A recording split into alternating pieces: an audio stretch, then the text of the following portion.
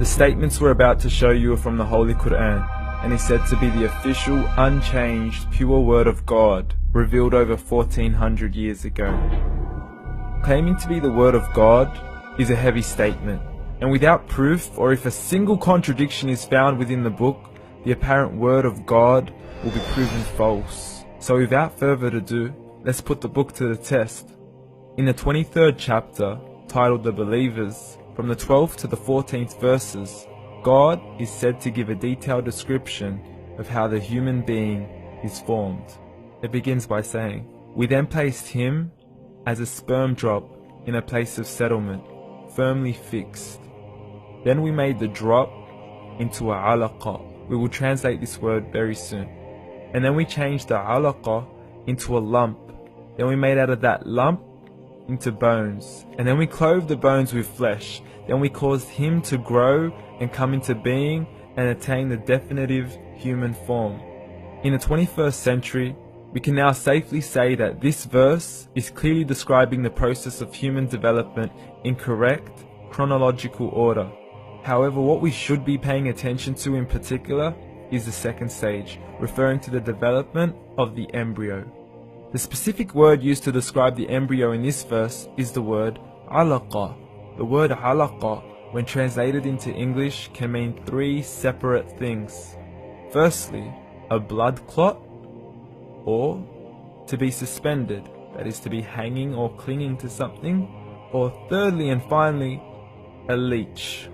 Now, all three definitions don't come anywhere near what we perceive to be the human embryo.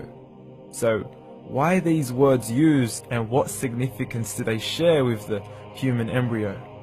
Can the embryo be described as a blood clot? Well, what do you think? In the 3rd week of embryonic development, a tubular heart joins with the blood vessels to form a primordial cardiovascular system, and by the end of the 3rd week, the blood is circulating and the heart begins to beat on day 21. The first thing that comes to mind in regards to being suspended or hanging is the umbilical cord. But we can't use that example because we are simply referring to step 2, before the baby has even formed. But we now know today that the umbilical cord is formed from the connecting stalk. And the connecting stalk is formed as soon as the embryo is formed. The embryo's connecting stalk has even been described by John Allen and Beverly Kramer as an object to suspend the developing embryo in the extra-embryonic column. So an embryo is suspended and does have a strong resemblance with a blood clot. What on earth would an embryo have to do with a leech? Figure A shows the structure of an embryo at 25 days. Figure B shows a leech. Now please note once again that the embryo in this stage is no greater than the size of a kernel of wheat.